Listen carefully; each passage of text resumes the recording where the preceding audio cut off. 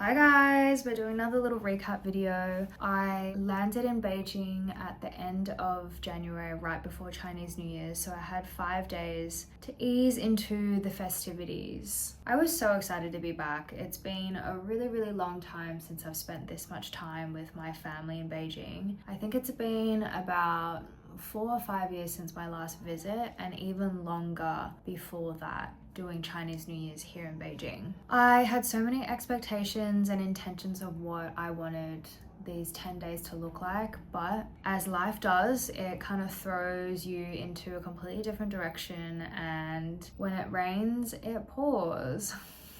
I was trying really hard to sort of adjust to the slow lane of living, and I'm not gonna lie, I definitely struggled. I found it really hard being sat still. I spent a lot of time with my thoughts. I was like deeply conflicted with my outer environment versus what was happening inside. There was a storm brewing inside of me. My surroundings were a cool, calm, collected, loving, beautiful, supportive environment. I'm not gonna lie, it was a bit of a mindfuck, but I really spent these 2 weeks going through it, and I feel really grateful that I was able to do it in a home where I was surrounded by family.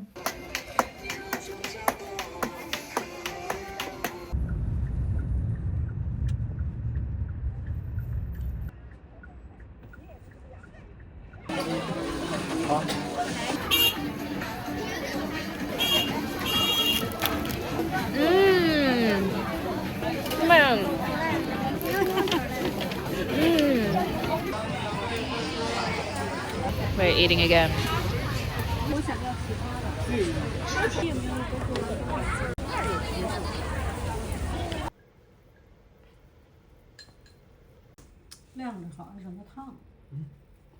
I think honestly one of the biggest lessons I learnt this time I spent in Beijing was to really just surrender and let go of old expectations and sort of like old standards of like what I see as success and where I should be in life right now, and just like really letting go of like all these like ideals I placed on myself.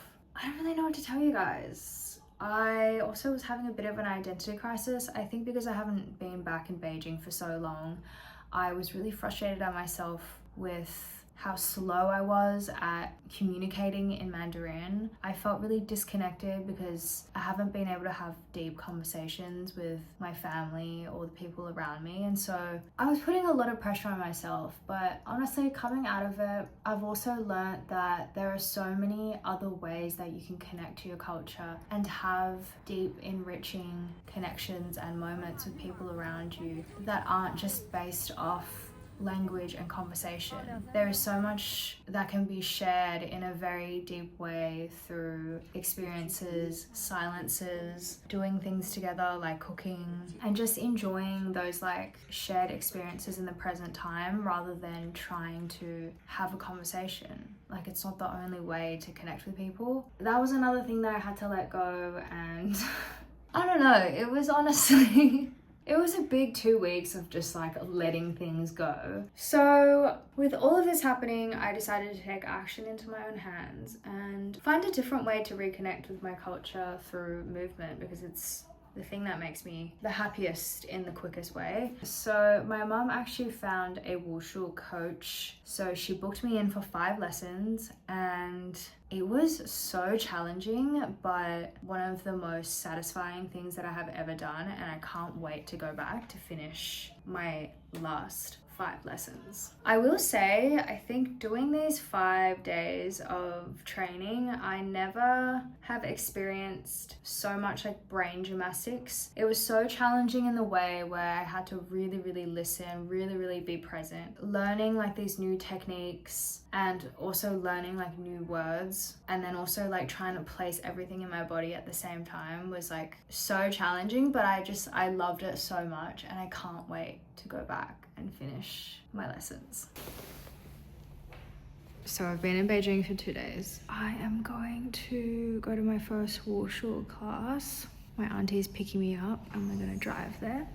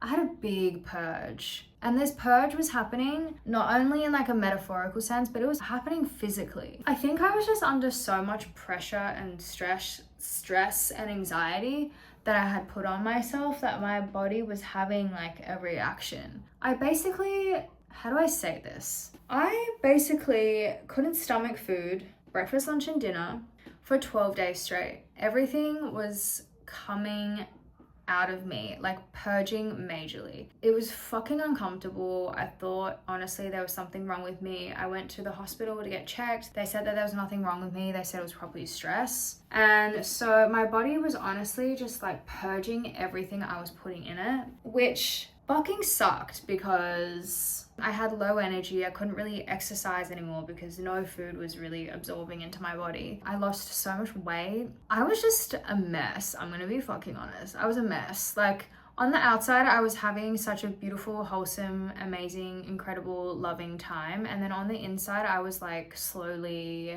unraveling.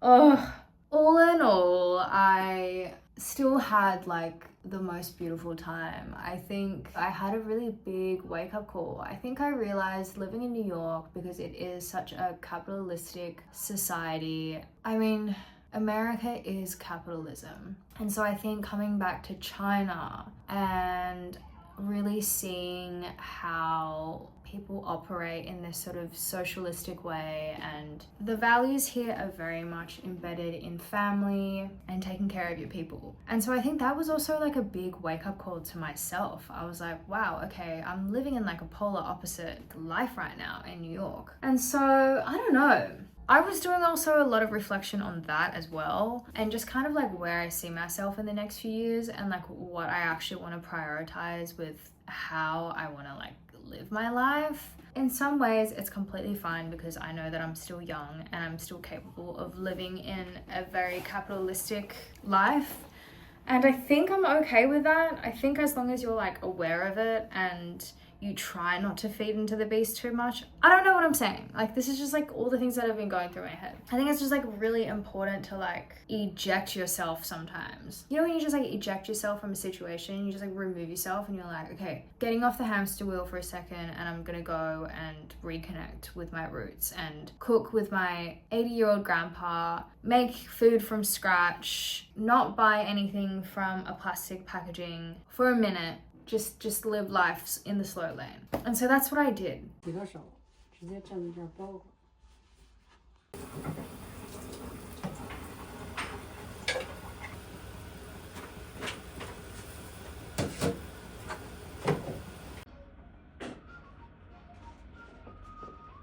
My nan's discovered this app.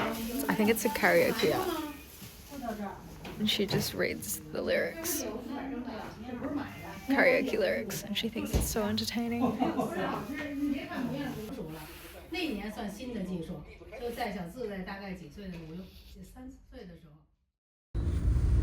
putting up all the decorations. Congratulations. So this is the car park. That's the school.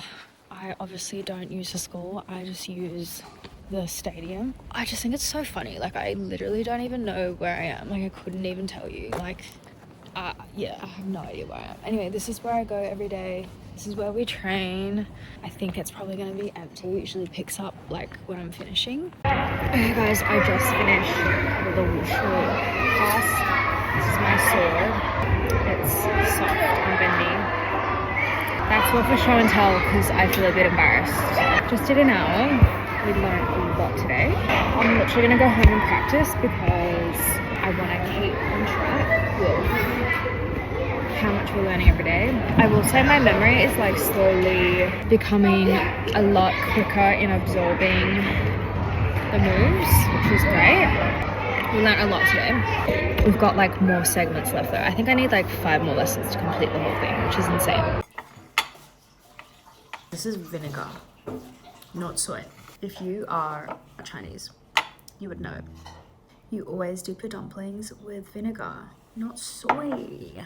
I never grew up dipping my dumplings in soy. Dip it in vinegar, guys.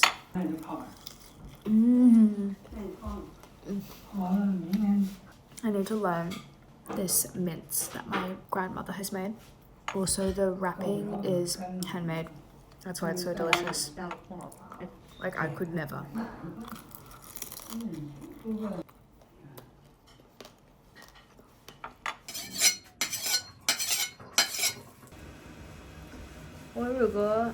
如果我给他看你做什么，他可能回来。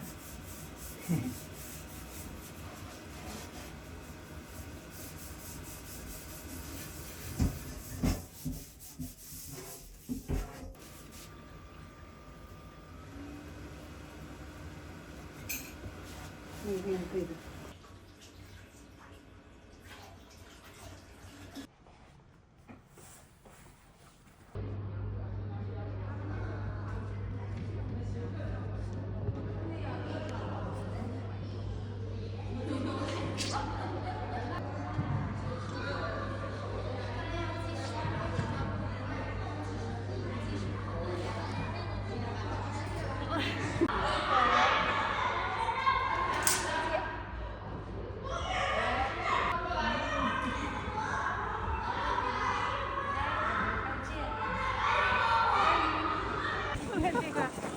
那边说话。这样好厉害。这样来这样。然后看这边。Hello。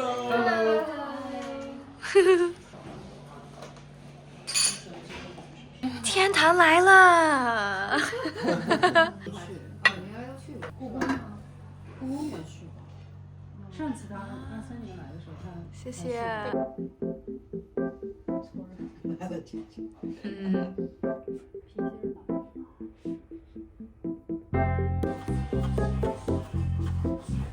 下又不是。过年好！过年好！是开个灯。What is this sponsor as well? Sponsorship?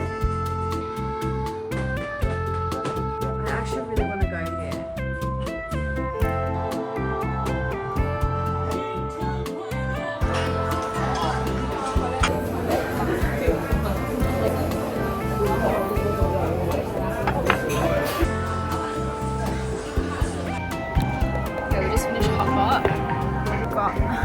Matcha coconut milk. I asked for no sugar. One sec, what are they doing? Oh! 你拿吧。看看。零食大礼包。好，我帮你 snacks.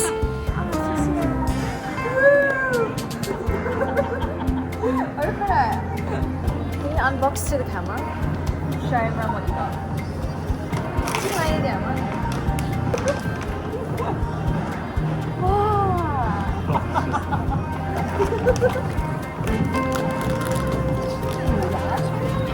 虎牙脆。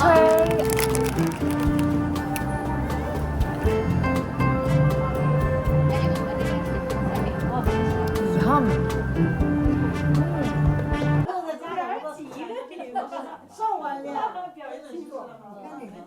Right now I'm actually packing my bags, packing a little suitcase because I am leaving tomorrow morning for 5 days and then I'm gonna come back here.